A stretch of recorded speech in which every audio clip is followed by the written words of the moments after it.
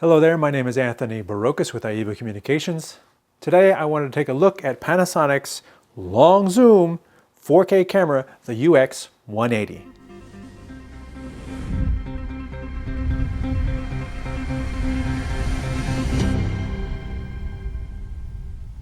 As we move from small sensors to large sensors, a lot of people have gone to DSLRs, leaving prosumer cameras sort of languishing in the background.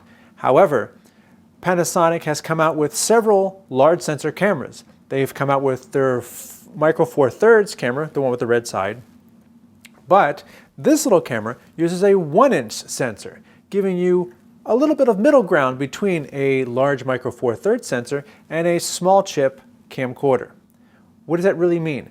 It means you get a little bit better light gathering, but it also means getting a long lens is hard with a large sensor. This is the first one I've seen with a 1-inch sensor and a 20x optical zoom. What that means is you have real optical clarity through the zoom range. Of course, there's just different digital zooms as well, a 2x, a 4x. But I don't, like using digital zoom at all. If I need to zoom, I'll zoom in post. Now, this camcorder is a very nicely built, purpose-built camcorder. It's not an upgrade from a consumer model as some lower-end camcorders are. This one is clearly purpose-built for professional use. There's only a couple niggles I found on it in terms of using it for professional applications, but all in all, I overall like this camcorder a lot. Starting on the business side, you obviously have 3 rings: focus, zoom, and aperture, or your iris ring. You have 3 ND filters built in. So if it's bright outside and you still want to keep a shallow depth of field, you can flip in 3 different or clear. Down below, you've got your iris on and off auto or manual switch, focus, auto manual switch. You can also toggle focus assist, which makes it, it gives you the peaking, gives you that color trace that makes it easier to get your focus really quick if you're insisting on doing manual focus.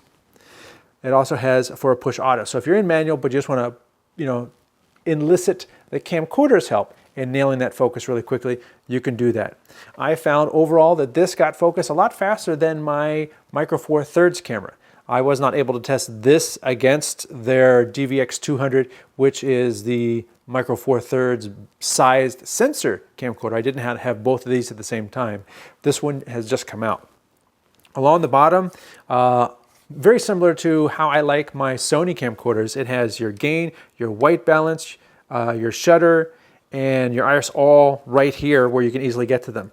Moreover, I found that using this scroll wheel right here allows you to toggle between shutter and iris and different settings just by doing this, and then you see a menu or an icon change on the screen that you can then, let me adjust my gain, let me adjust my shutter speed just by doing this, and you don't even have to toggle between the buttons.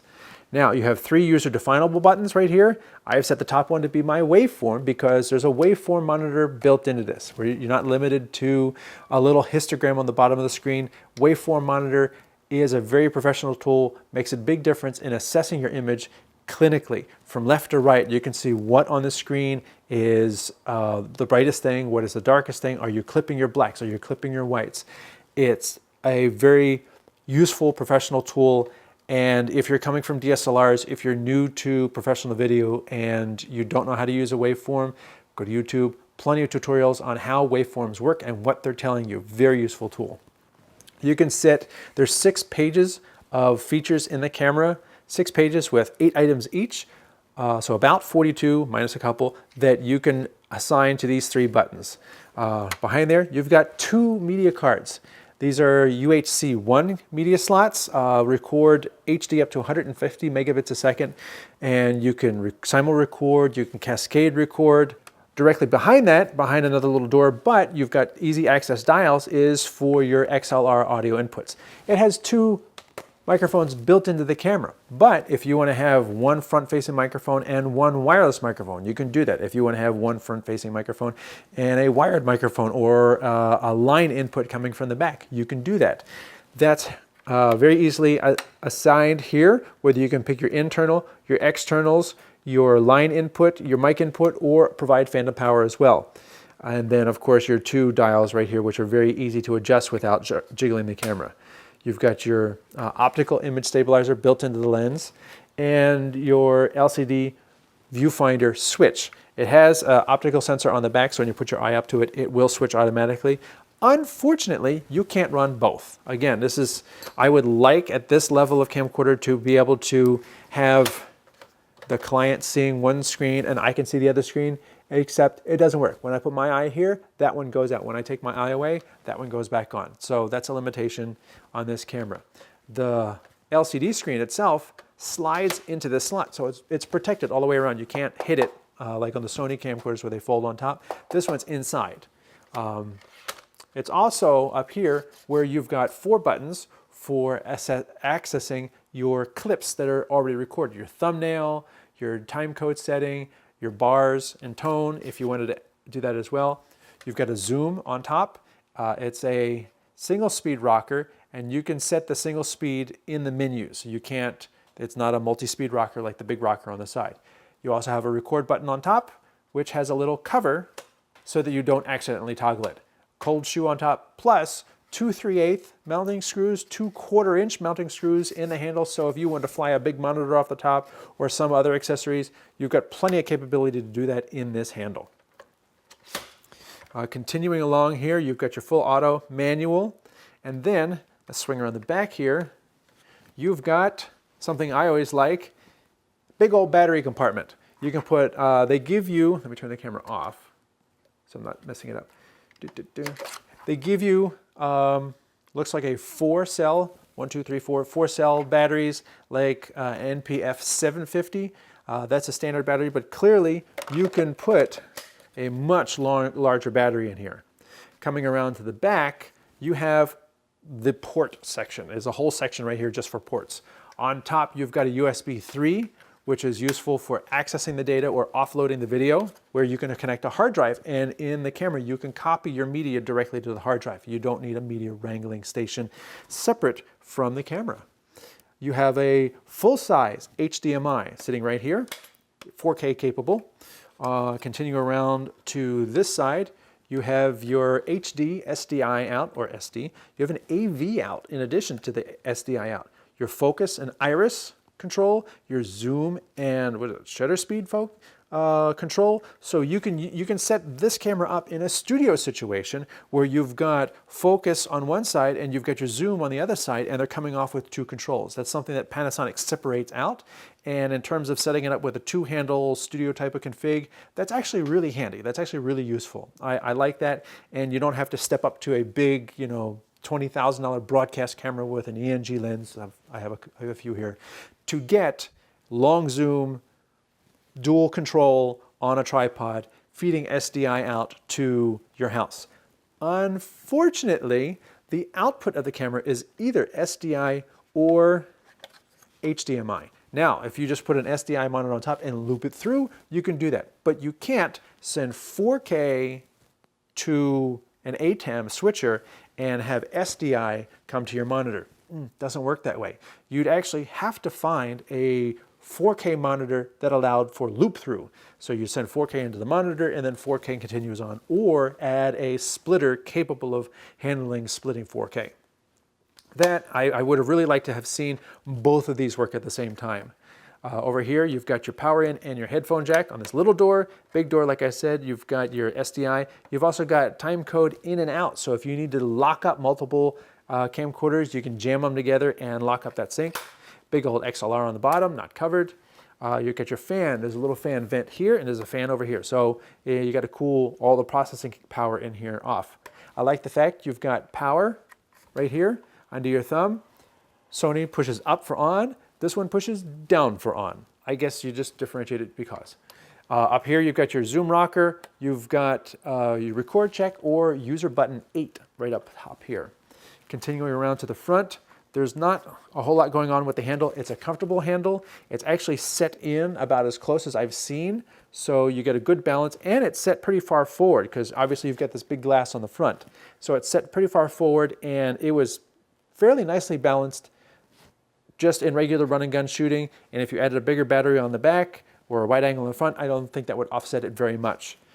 Continuing around here, you've got your XLR up front too, channel 1, channel 2, and then you also have an attachment here if you wanted to add a shotgun. It's got a little cable thing, and then you put your shotgun here. If you want to add a more directional shotgun solution, I didn't bother with that because these are the microphones on the front here are fairly directional because they're blocked from all sides sound.